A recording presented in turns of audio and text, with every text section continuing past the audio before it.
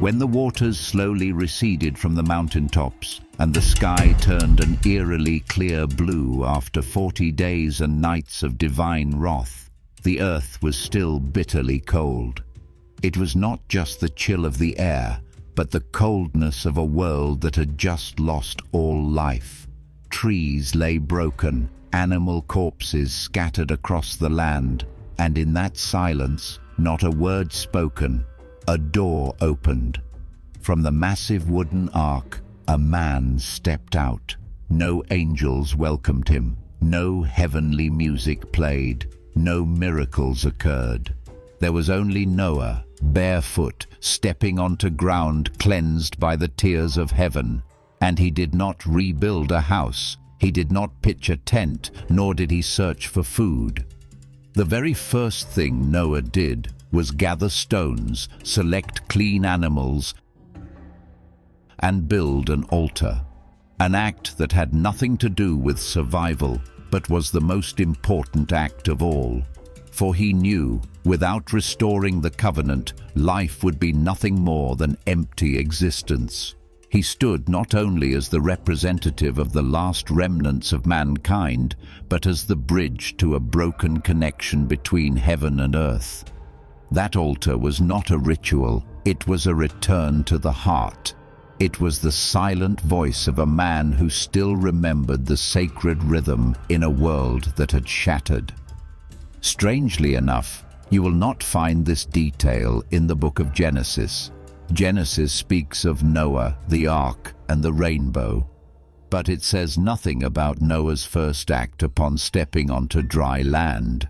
Nothing about the offering, nothing about a sacred calendar, nothing about the precision of ritual or the order of sacrifice. These details, forgotten or perhaps deliberately omitted, are absent from the canonical text. But there is one book, an ancient text excluded from the official Bible, that preserves this account. The Book of Jubilees. In its quiet voice, Jubilees tells us that Noah made an offering on the right day, chose the correct clean animals, and offered them in the exact order once observed by the patriarchs Abel and Enoch. Not a beat was missed, not a step forgotten. And that very act, according to the book, is what caused God to renew the covenant, not just with Noah, but with all life on earth. A covenant that did not begin with words, but with a silent, precise act, and only those who still hear the sacred rhythm would recognize that beginning. The image of the rainbow after the rain always stirs something beautiful and pure within us, a sign of hope restored after devastation. In the Bible, the rainbow is mentioned as the symbol of God's promise to mankind, that never again would a flood destroy the entire earth. But have you ever wondered, if the rainbow is just a symbol, then where does the actual covenant lie? Could it be that the covenant, the deepest and most sacred bond between heaven and earth, was expressed only through a quiet band of colors in the sky? The surprising answer is no. The rainbow is not the covenant. It is only the sign of the covenant, a visual signal.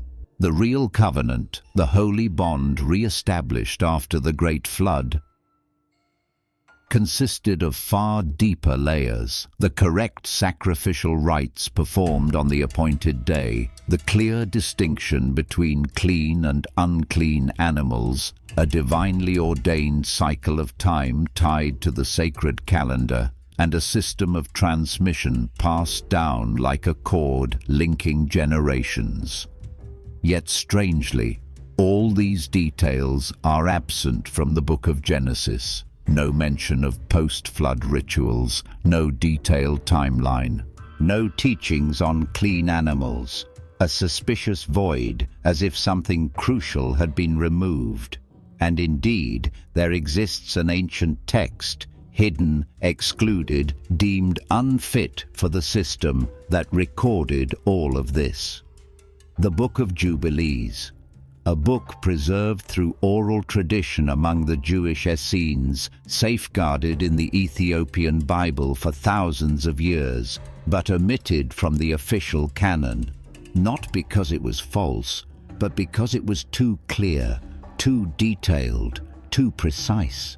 And for that reason, it became dangerous in the eyes of those who sought control over what defines truth. Jubilees states clearly, after the flood, Noah built an altar, offered sacrifices of the correct species at the correct time. God responded by establishing a covenant, not just with Noah, but with every creature, through a full sequence, from ritual to divine speech, to the institution of sacred cycles. And these very elements, the calendar, the rituals, the order, formed the core of the covenant. If that book is true, then what we call the Holy Calendar today may have already gone off course from the very beginning.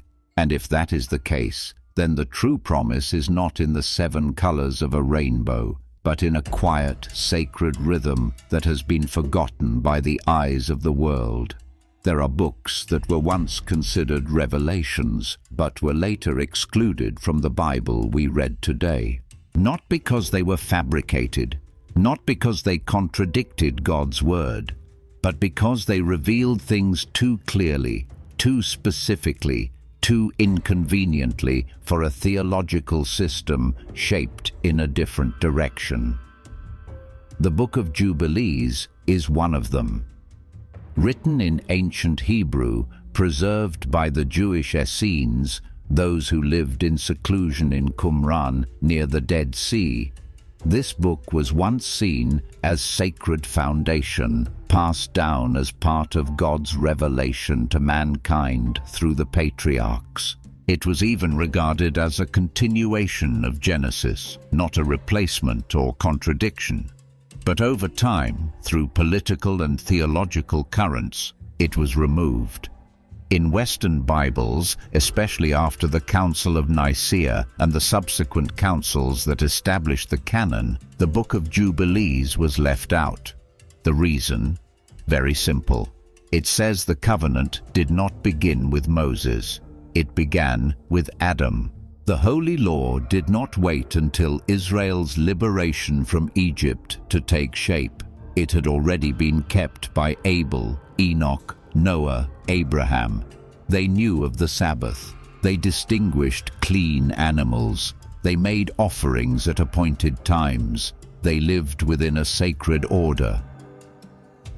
Long before the tablets of Sinai, if that were admitted, it would shake the foundation of grace over law theology, which holds that law only began with Moses, and that in the New Testament, grace completely replaces the law.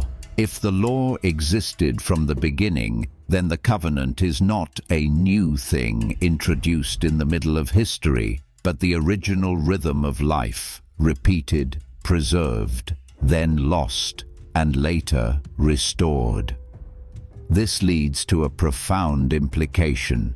If people like Abel, Enoch, and Noah observed the holy law before it was officially given, then salvation does not come merely from faith or emotion, but from living rightly within the rhythm of the covenant.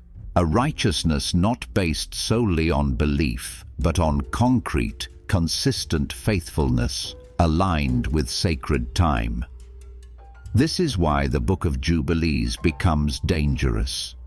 Not because it is false, but because it questions the structure currently in place. It does not deny grace, but it forces us to reconsider whether that grace is truly unconditional or still grounded upon a sacred order established from the beginning. If this is acknowledged, then the entire theological system, from how we read Genesis to how we understand the Holy Calendar, would need to be rewritten. And perhaps, for that very reason, Jubilees was cut from the canon, not by God, but by human hands unwilling to see the order changed. When we read the book of Genesis, we often see a simple image of Noah, a good man in a wicked world. And because he was good, he was saved. But what does good really mean? Does it mean being kind, not committing major sins, or simply being obedient? Genesis leaves that vague. It does not clearly state how Noah lived or what he did to be chosen. It merely offers a brief description, and the rest is left to the reader's imagination. But in doing so, the story loses much of its sacred depth. Because if salvation comes from an undefined form of morality, then we are left unsure of how to live in alignment with God's will. This is where the Book of Jubilees enters, not to replace, but to complete. Not to deny Genesis, but to supplement it with crucial theological details that were omitted. Jubilees tells us that Noah was not just good in a moral sense, but that he lived in alignment with the sacred rhythm. He knew exactly which day was the Sabbath, and he kept it.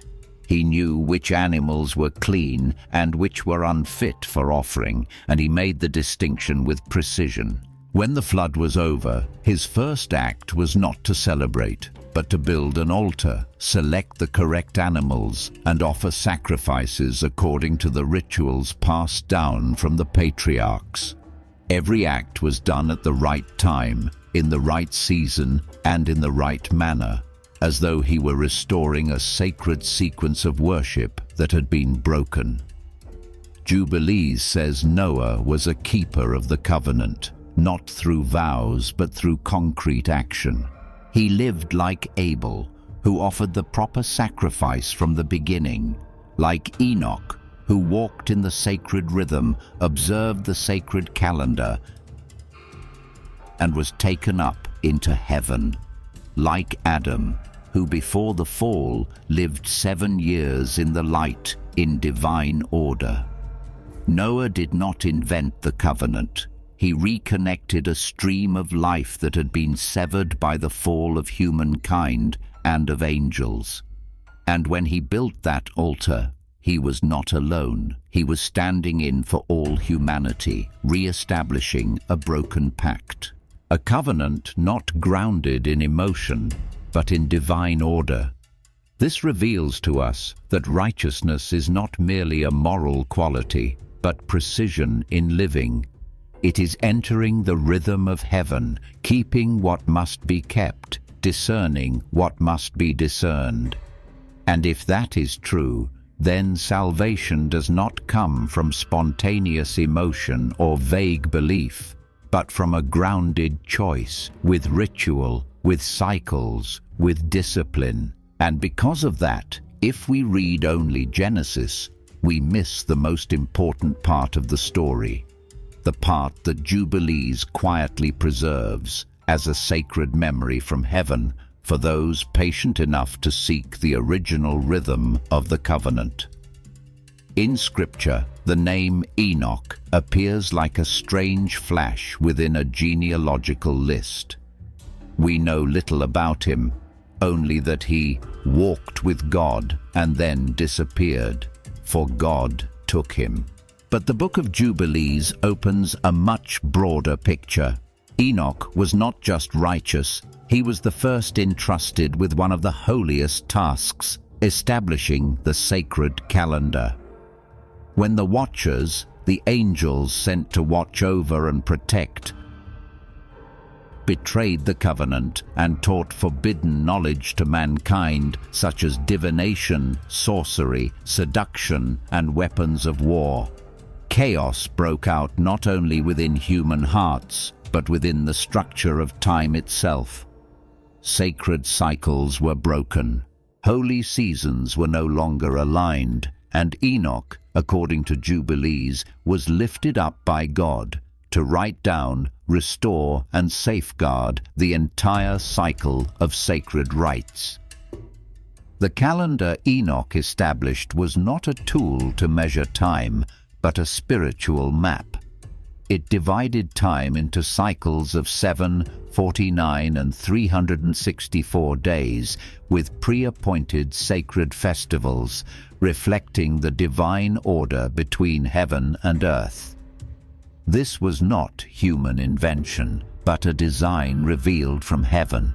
And when the world fell into disorder, the first thing that needed restoration was not fortresses or knowledge, but sacred time. Because when the calendar falls out of sync, every ritual, every covenant, every offering loses its timing and its effectiveness. Thus, the collapse was not just moral, but a breakdown of the soul's frequency. Noah was the only one in the generations that followed who still preserved that calendar. He did not invent the rituals, he remembered. He did not create the order, he safeguarded it. And so, after the flood, when he built the altar and offered sacrifices, he did exactly what Enoch had once written down. Each of Noah's actions was not a moral initiative, but a continuation of a sacred transmission. That is what allowed the covenant to be renewed. And then Noah passed on the entire calendar, rituals and laws to Shem, the only son who continued in the correct rhythm. Jubilees does not treat time as something that simply passes, but as something to be kept, like someone tending a flame through the long night. The sacred calendar, according to this book, is not just a unit of measurement, but the breath of the covenant. If the keeper drifts, the entire system collapses. If the keeper remains faithful, the covenant lives on, even in a world falling apart. From Enoch to Noah, from Noah to Shem, a bloodline passed down not just life, but a sacred cycle. And if today we no longer hear that rhythm, it is not because it has disappeared, but because we have drifted from the frequency they once guarded with their very lives. In the sacred memory preserved by the Book of Jubilees, the fall of the angels, the Watchers, was not merely about flesh. Their sin was not simply taking wives from among humans or giving birth to the Nephilim. The problem was not biological, but in what they introduced to humanity, something deeper, more distorted, more dangerous. They disrupted the sacred rhythm of heaven. They passed down forbidden knowledge, not because knowledge itself was evil, but because it was taught at the wrong time, to the wrong people, for the wrong purpose. They did not teach ritual, they taught warfare. They did not lead humans to holy days, but to enchantments, astrology, seductive arts, and metallurgy to forge weapons. They bent divine order, causing humans to live not according to God's seasons, but according to the frequency of desire and power. Sin, in the view of Jubilees, is not merely breaking a commandment, it is falling out of rhythm. It is acting at the wrong time, in the wrong cycle, with the wrong intent. A lie can be forgiven, but a life lived out of sync, when sustained over generations, leads an entire nation astray. And that is exactly what happened. When the Watchers taught humans to use their gaze to seduce, iron to kill, and the stars to divine fate, mankind stopped living in the season of the covenant. They lived in chaos. They no longer knew when the Sabbath was. They no longer recognized clean animals. They no longer knew which festivals required sacrifice, rest, or forgiveness. Everything became random. And in the eyes of heaven, randomness is a form of rebellion. When Adam lived in Eden, he not only dwelt near God, but lived in sync. When Enoch was taken up to heaven, it was not because he was a prophet, but because he knew which day was holy, which month was sacred, and never missed a cycle. But the Watchers led mankind far from that rhythm. They fractured time itself. distorted calendars, misled directions, and made rituals, the bridge between heaven and earth, become forgotten acts. Every mistimed action was a tremor in the fabric of the cosmos. And when those tremors echoed alongside the rise of the Nephilim, a hybrid race that belonged to no divine order, the world entered a state beyond repair, unless it was rebuilt from the ground up. That is why the Great Flood was not merely punishment, but a divine act to reset the rhythm. When angels taught humans to live out of sync, water was the only way to wipe the slate clean. But erasure was not enough. There had to be one who remembered the original rhythm to restore it. And that is why Noah was chosen. Not because he avoided sin, but because he still remembered the original rhythm and still preserved the calendar that had been broken. In many imaginations, the Nephilim are giants, monstrous beings with supernatural strength capable of destroying armies. But in Jubilees, that image is just the surface. The true terror is not their physical stature, but the spiritual distortion. The Nephilim were the physical consequence of a soul that had fallen out of the sacred rhythm.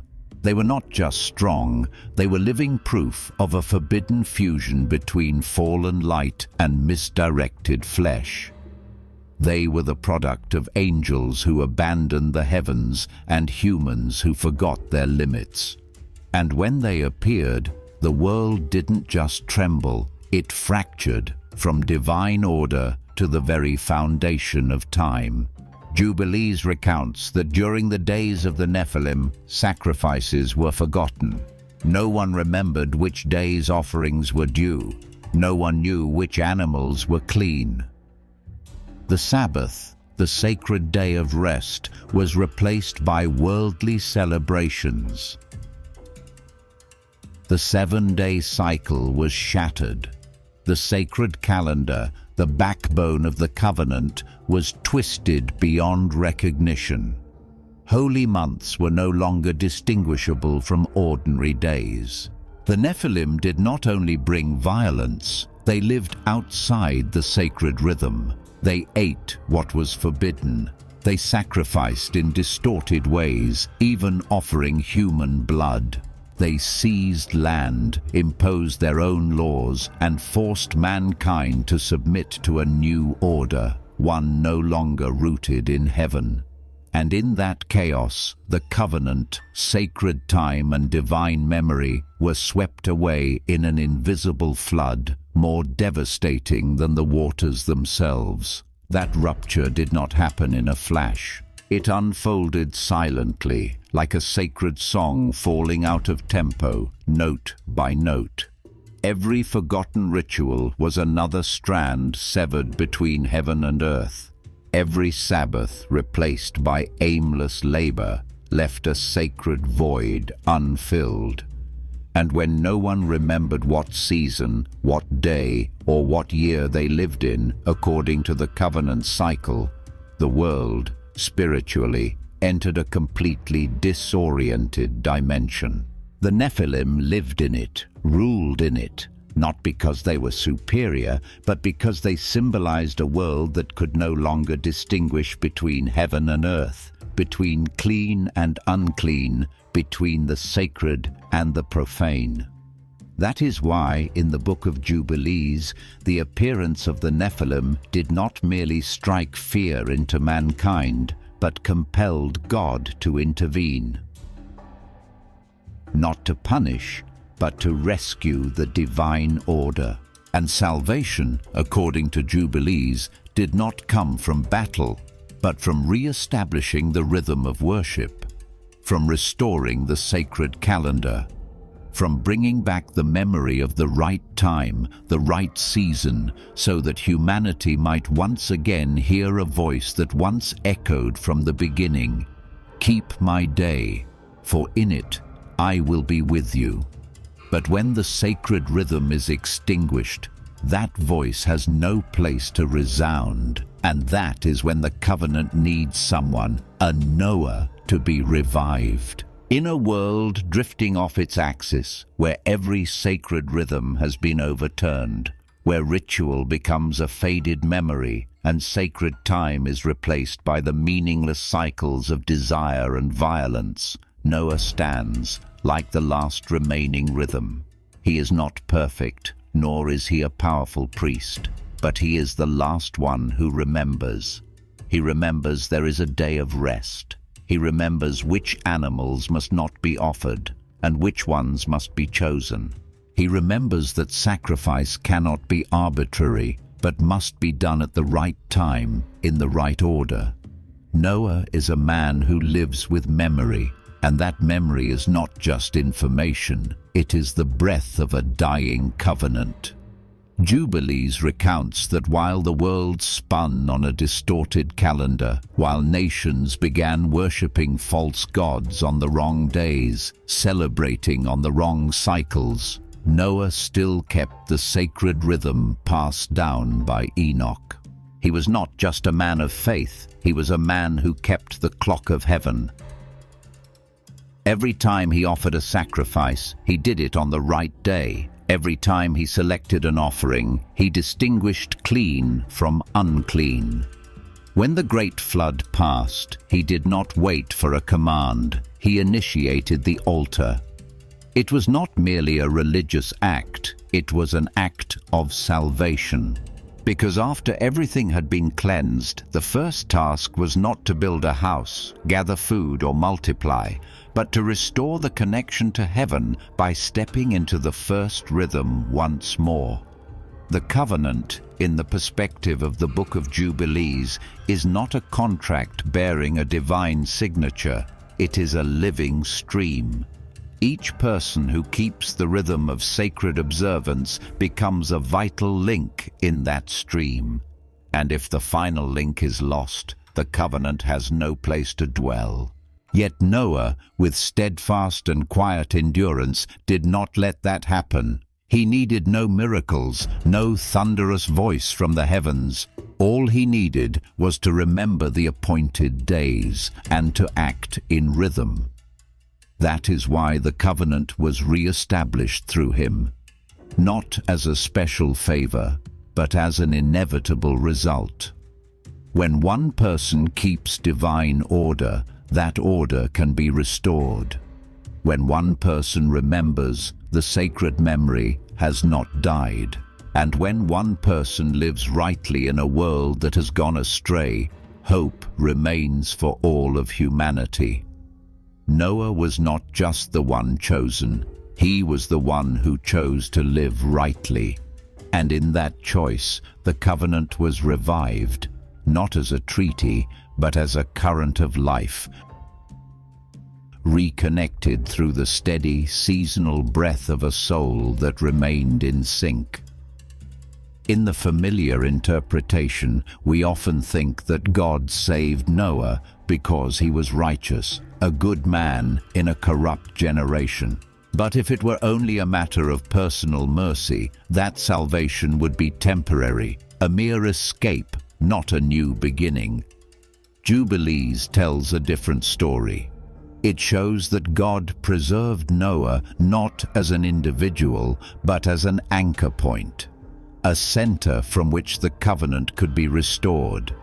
Because without the covenant, even if the earth were cleansed by water, the world would soon collapse back into chaos. What God sought to save was not merely a man, but a sacred order of life, rightly timed, rightly seasoned, bound in covenant between heaven and earth. The covenant, as Jubilees reveals, is not an abstract promise formed in the wake of great events.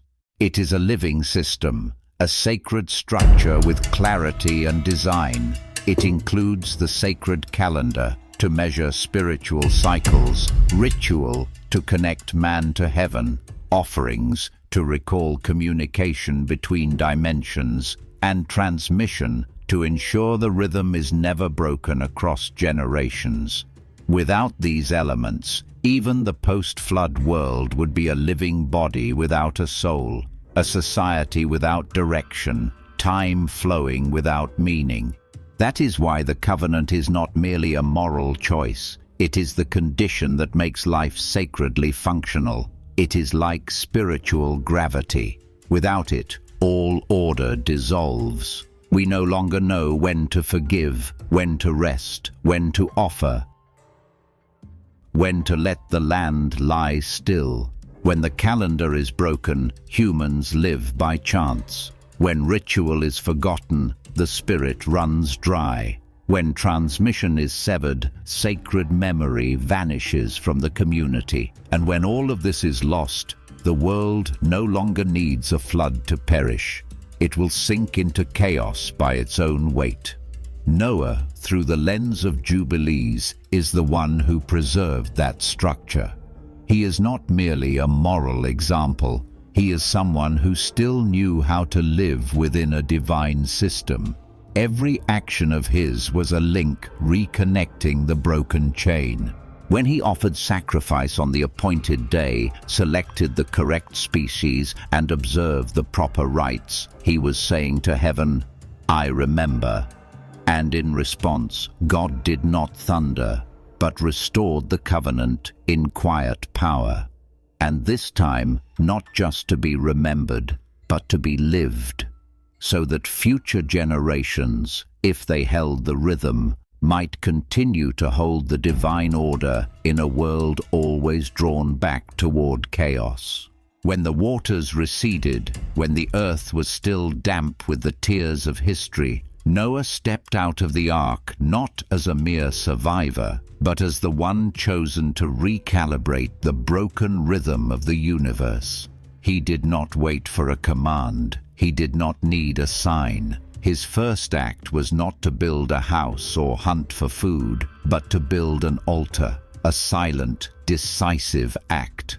He chose the clean animals, not at random, not by instinct or need, but in line with sacred knowledge passed down from the patriarchs, from Enoch, from Abel, from the days when Adam still kept Eden's rhythm. Noah made an offering, not to ask for forgiveness, but to re-establish the covenant. He understood that if survival did not lead to restored rhythm, the new world would soon echo the old. Sin does not begin with an action, but with a break in sacred timing. Without sacrifices on appointed days, offerings of proper species, acts done in season, time flows without meaning, and the covenant becomes a vague memory, unable to sustain divine order. Noah understood this. He did not act like a moralist, but like a keeper of time, a man who knew, without the covenant, the flood would return, in another form, with even greater devastation. Jubilees tells us that in that moment, God accepted the offering, not just for sincerity, but for precision. The covenant was restored, not through dialogue, but through an action done in perfect rhythm. And remarkably, the covenant was not only re-established with Noah, but with all of life, with plants, with animals, with the seasons, with time. God declared all living things would live within a new order if humans still held to the sacred rhythm. For the first time in sacred history, a human offering revived the covenant, not only between heaven and earth, but between heaven and all creation. This was not a ritual meant to please God. It was a profound theological act, a correctly tuned note that brought the entire symphony of the cosmos back to its original rhythm. Noah did not do it out of gratitude for being saved. He did it because he knew that without action, survival would only be the prologue to the next cycle of chaos. The covenant, according to Jubilees, does not come from emotion. It comes from actions placed rightly in time, and in that silent precision, the world was restored, not by thunder, but by a sacrifice offered in its season, not by zeal, but by an act that remembered heaven's rhythm. In Jubilees, time is not a smooth flow that humans can drift through at will. Time, as seen by those who keep the covenant, is a sequence of sacred rhythms, a calendar established by God from the beginning. Every 49-year cycle, called a Jubilee, is a point of connection between heaven and earth. And astonishingly, but in perfect order, every major event in sacred history falls at these appointed intersections. Eden, where Adam lived 7 years in the light. The flood, beginning and ending in a sacred cycle year. Later, even Moses receiving the law at Sinai occurred in a Jubilee year. No event is random. There are no gaps in God's calendar. It is the steady ticking of a cosmic clock. Mishear it, and the world goes astray. After the flood, Noah was not just a survivor, he became the one who reset the divine clock. He did not invent the calendar, he remembered it, not because he had prophetic insight, but because he preserved what Enoch had passed down. And he restarted the cycle from year one, re-establishing festivals, seasons of rest, and times of sacrifice. None of it was for time management. It was to restore the covenant. Because the covenant is not a text etched in stone, it is a rhythm of life repeated in time. If that rhythm is broken, all promises lose their power, for humanity no longer lives in God's time. From Noah, that calendar was passed to Shem, and Shem, not just a patriarch by blood, but a keeper of the calendar. He continued the cycle, kept the rhythm, lived within the seasons, and taught his descendants not abstract morality, but how to live in the appointed days, months, and sacred times. From there, the line of Shem became the conduit of the covenant, to Abraham, to Isaac, to Israel, not because they were stronger, but because they kept the rhythm. They were the ones who knew when to rest, when to forgive, when to sacrifice, when to let the land lie fallow. And through that observance, not by force of law, but through sacred memory, the covenant remained alive, flowing through generations. Jubilees does not portray the covenant as a memory tablet, but as a living chain. If one link is forgotten, the whole rhythm falters. And when the rhythm is off, every sacrifice is mistimed, every prayer out of season, every rest day becomes meaningless inertia. But if even one person, just one, keeps that cycle, the covenant can be revived. And that is what Noah did. He reset heaven's clock, not to manage time, but to reconnect a chain of life that had been broken since Eden. A chain that, if kept in rhythm, would lead all of humanity back to the appointed covenant God promised from the beginning. When people speak of Noah, they often say he was saved from the flood, as if he was simply one of the lucky few to survive a catastrophe. But Jubilees reveals a deeper truth. Noah was not saved just to live. He was preserved to serve as a root. In a world wiped clean, he was the anchor, a spiritual coordinate from which God could rebuild. Not because he was powerful, wise, or morally perfect, but because he still lived in sacred rhythm. While all mankind drifted on the distorted calendar of the Watchers, offering sacrifices at the wrong times, living outside the divine cycles, Noah retained precision in every day, every season, every offering. His survival was not a reward for being good by modern moral standards. It was intentional preservation, like a pure seed saved after extinction to someday replant an original forest. Noah was that seed. He carried not only life, but memory of sacred timing, of the holy calendar, of how humanity is to remain connected to God. When he stepped off the ark and built the altar, he was not starting over, he was continuing what was unfinished. In him, the covenant was not broken, only silent. And through him, the sacred rhythm began to resound again, linking Eden to the post-flood world. God's choice was not based on emotion or vague goodwill. It was founded on sacred precision. Every action of Noah, from selecting the clean animals to offering on the correct day, was evidence that he still lived within the rhythm. It was this precision, not abstract virtue, that made him the foundation for a renewed covenant. He did not survive to be glorified, but to serve as an essential link in the chain of law and calendar. He was not merely the last before the flood, but the first after it. To be saved is to escape death, but to be preserved is to carry a mission.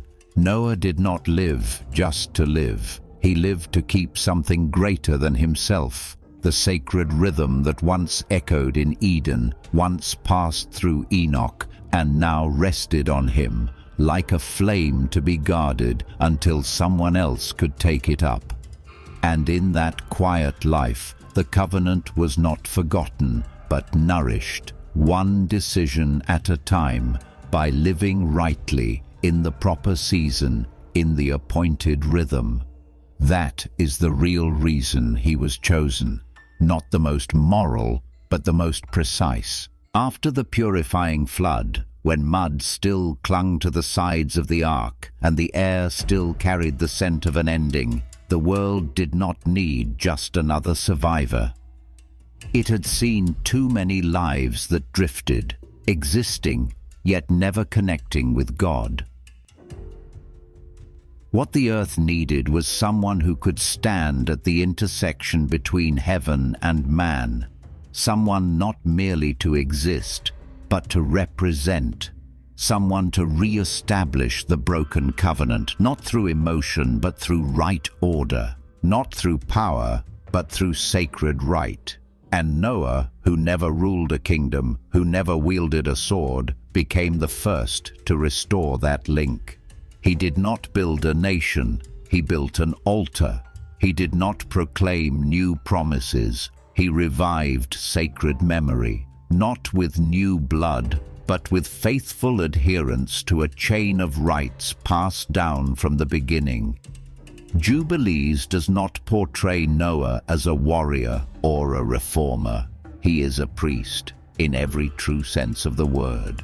Not self-appointed, but verified by action. When he made his offering, it was not an act of thanksgiving, it was a reordering of creation. Every animal he selected was a clean species. Every day he chose for sacrifice was in perfect alignment with the sacred calendar. Every step he took mirrored the path once walked by Abel, preserved by Enoch, taught to Adam.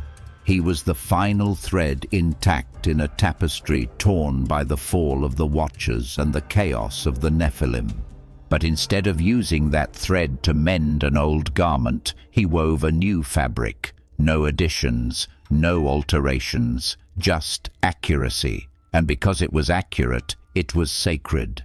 The covenant was not restored through military conquest, nor through a spectacular vision. It returned when one man made a sacrifice at the right time, in the right way. And that rightness did not come from inspiration, but from preserved memory. Noah did not innovate the covenant. He did not invent new rites. He simply walked in the ancient rhythm, once broken, now reconnected through him. In that silence, he did not become a hero. He became a foundation, the point upon which the covenant could once again hold and live. The world after the flood did not need a ruler. It needed someone who understood the cycle of heaven, not to dominate, but to reconnect.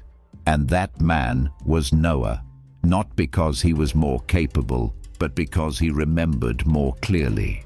Not because he sought glory, but because he remained faithful to the sacred rhythm. And it was this quiet faithfulness that led God to re-establish the covenant, not through blood, but through an act done in season, in time, in order.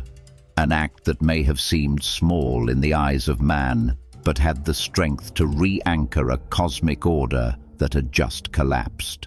When the ground was newly dry, when the sky had ceased pouring, and the animals had begun to scatter and begin a new cycle of life, Noah stepped off the ark, not as one who escaped death, but as one entrusted with a mission greater than survival. He did not build fortresses, draw up agricultural plans, or rally his family to conquer the land. His first act was to build an altar, a gesture that seemed small, yet according to Jubilees, it marked the beginning of the covenant's restoration.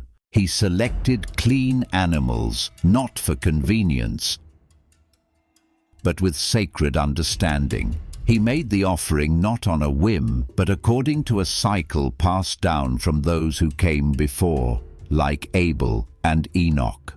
And that action, quiet and without fanfare or visions of fire, made him the first priest of a new world.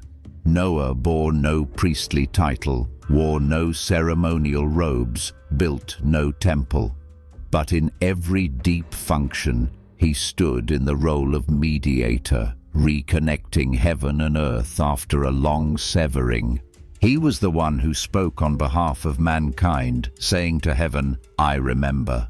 And he was also the one who spoke for God, reigniting the rhythm of life, right in time, right in offering, for every living creature entering a renewed order. In his act of sacrifice, he was not just a character in a historical moment. He was the archetype of priesthood, not to rule, but to guard, not to judge, but to reconnect, not to possess the land, but to reopen the sacred gateway between God and man. And from Noah, according to the stream of Jubilees, an unofficial priestly line was preserved. Shem, the son to whom he passed the sacred calendar, continued to keep the divine cycle, lived in season, and taught at the appointed times. He did not build temples, but laid a foundation for those who came after, like Abraham, who Scripture says knew to distinguish clean from unclean, honored the Sabbath, and offered sacrifices without error. They were not ordained, they were not appointed by men, but they were chosen because they lived in rhythm. A priest, in the view of Jubilees, is not one who recites words aloud, nor one who leads religious institutions. It is one whose personal rhythm aligns with heaven's, one whose every decision matches the season, from rest to forgiveness to sacrifice. And Noah is the first of that kind. He did not leave behind a system, but a cycle.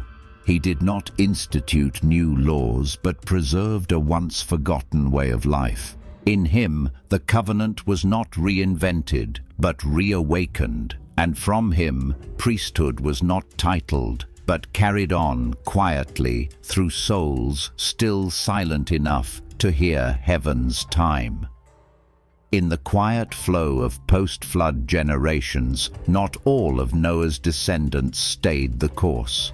Some strayed, like Ham and his lineage, builders of Babel, who challenged God with ambition and construction. But one line, quiet and unassuming, remained in rhythm. It was the line of Shem. Jubilees recounts that Noah did not merely divide land among his sons, he divided memory. And the most sacred memory, the calendar, the cycles of offering, the laws of clean and unclean, was entrusted to Shem. not because he was more clever, but because he was still enough to remember, faithful enough to repeat. Shem, in his silence, became the keeper of the sacred calendar. He sought no power, built no kingdom, did not rebel like the tower builders, but he kept the seasons, the days. He taught his children how to discern when to rest, when to offer, when to let the land be still.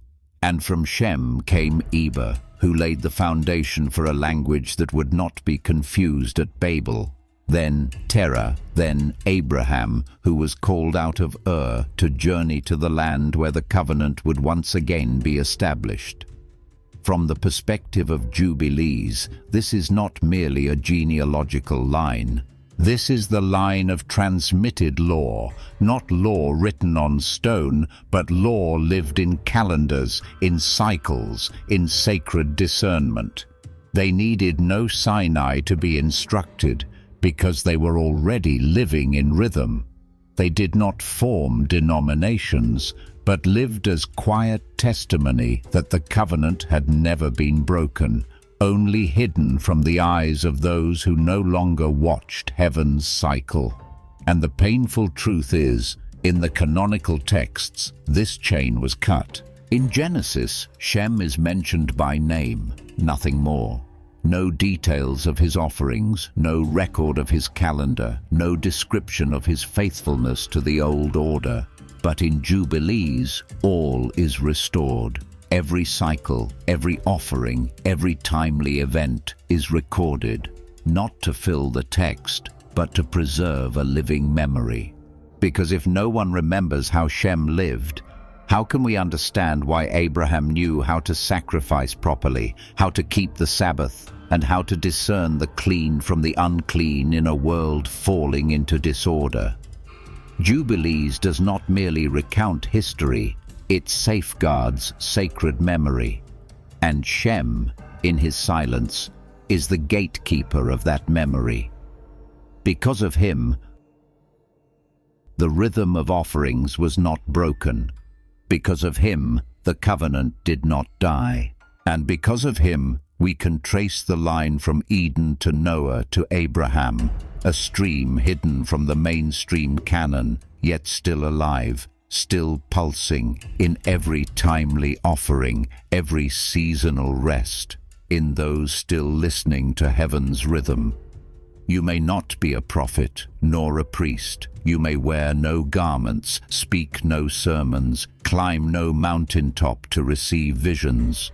But if you remember a day of rest, if you stop for a sacred hour each week to be still, if you bow your head at the appointed moment to give thanks to the one who made the cycle of life, then you are keeping a piece of the covenant, not the one written in books, but the one etched into the sacred rhythm of the cosmos, a rhythm once offered by Abel at the first fruits, recorded by Enoch in the heavenly calendar, preserved by Noah through the greatest flood in history, a piece that needs no recognition but continues to live if even one person still keeps it in season. Today's world is full of preaching, but lacking in those who rest on the right day, live in the right season, forgive at the right time, and offer at the appointed hour. It lacks those who guard sacred precision, not as ritual, but as rhythm. It lacks those who enter each week not to chase tasks, but to slow down, just as the bell of Genesis still rings. Remember the Sabbath day and keep it holy, for if no one keeps it, the covenant will not disappear, but it will have no place to live. But if even one person, just one, still lives in rhythm, the covenant is not dead. Even if you live in a noisy city, on a full schedule, in a blur of days where Sabbath and festival are indistinguishable, if you still claim a moment to live slowly, in season, on time, then you are continuing what Noah began. You don't need to say much. The sacred doesn't need to be shouted. It only needs to be lived in rhythm. Just as Noah didn't call the world back, he simply built an altar, made an offering, the right species, the right cycle, and the world reconnected. The covenant does not end in the text. It did not die in hidden manuscripts. It was not buried beneath theological councils. The covenant still lives in those who choose the right day to rest, the right hour to pray, the right moment to forgive, and the right season to give. In souls who still hear the rhythm of heaven amid a chaotic world living out of sync. If you can still hold a moment like that, the covenant is not lost. It is still breathing through you. Don't let this story end in emotion, for emotion, no matter how true, if not turned into action, will fade like morning mist. If anything in this journey stirred your heart, write it down. Don't wait for perfection. Begin with something small, a Sabbath kept, a moment of prayer you once neglected, an act of forgiveness at just the right time. For the covenant is not a doctrine to memorize, it is a rhythm to walk into. Just as Noah once did amid a world in chaos, you too can begin with one act, one decision, one right rhythm. The covenant has never been a religious formula. It is a frequency. Your soul must relearn how to hear. It doesn't come through speeches, but through silence. It doesn't live through theory, but through every time you choose not to live out of sync, even when the world does. And if you still hear that rhythm, even faintly, hold it. Don't overanalyze, don't wait for validation, because maybe you are the one called to keep a link, a broken line, a forgotten promise, a fragment of memory lost to many generations, but now, through one small act, finding its way back through you. You don't have to preach, but you can become a living witness. You don't have to change the world, but you can change the way you live one day, 1 week, 1 season. You don't need thunder or fire from the mountaintop, only enough stillness to hear the sacred rhythm tapping gently in your soul. And when you do, that covenant will live again, not only in text, but in your breath, your kitchen, your gaze toward another, your moment of silence. Share this, not to impress, but to pass it on. Write down what awakened you in this story. An image, a line, a moment. Because you are not the only ones still listening, but you may be the first to speak, so that those who still carry the sacred pulse might find the courage to step forward. Don't keep it to yourself. Because sometimes all it takes is one who remembers for the covenant to rise again, not through theory, but through life, not in a book, but in you. You have just journeyed through an ancient story, a story that began in floodwaters, but now arrives at very present questions.